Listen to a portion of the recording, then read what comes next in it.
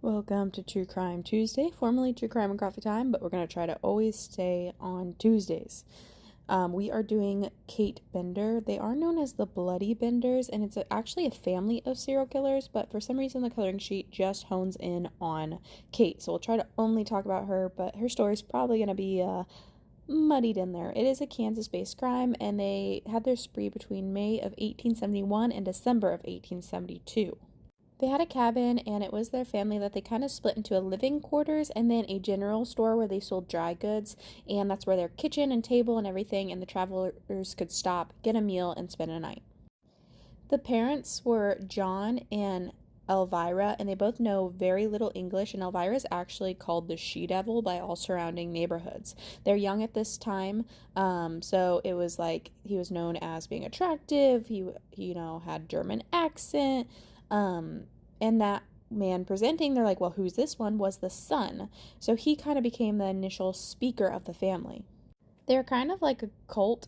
They kind of said that they were proclaimed healers and psychics and supernatural, and they could cure illnesses, and they were going around saying, this is who I am. And that's really what Kate was promoting. She was 23 at the time of this. She had seances and lectures on their spiritualism that the whole family believed in. She advocated for free love. She started getting very popular at the end because obviously people are coming for this spiritualism.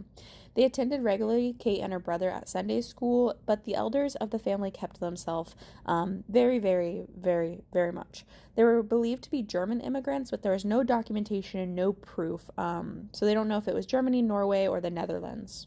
But all this had, of course, come to an end. The inn was getting explored a little bit because there started being these travelers going missing, and they did actually find someone down at like the river with they were schmurdered, so they started to really look into it.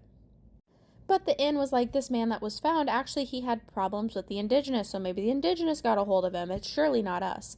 They allegedly then started playing the, well, I can't speak English, and, go talk to someone else. But before this detective left, Kate said, why don't you come back later where it's just us? I can speak English, we can talk, we can use my psychic abilities to help you solve these cases.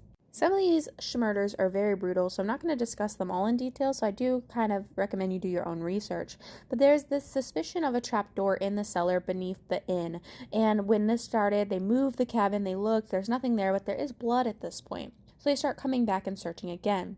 That's when they were in the cellar, they found that there are actually some situations. This is kind of like Sweeney Todd, like they and then yeeted them into this cellar. It's not funny. It's just, I can just picture, because she was like in her 20s, this woman had to be a brute of a farming woman to just yeet these bodies down a cellar door.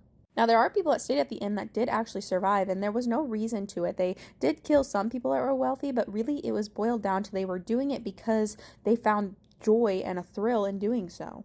But they started to realize they were caught. So they start taking their wagons, they're traveling, they're going everywhere. They're outlaws, Kansas City, Missouri, some believed to be in Michigan. They are going out of town. This is where it gets messy because they start claiming that these aren't actually the people they say they were. There's like this whole muddy of who are they. The records of incarceration back then, of course, isn't great, even in an affidavit. There's hearings occurring. We don't actually know the true final ending.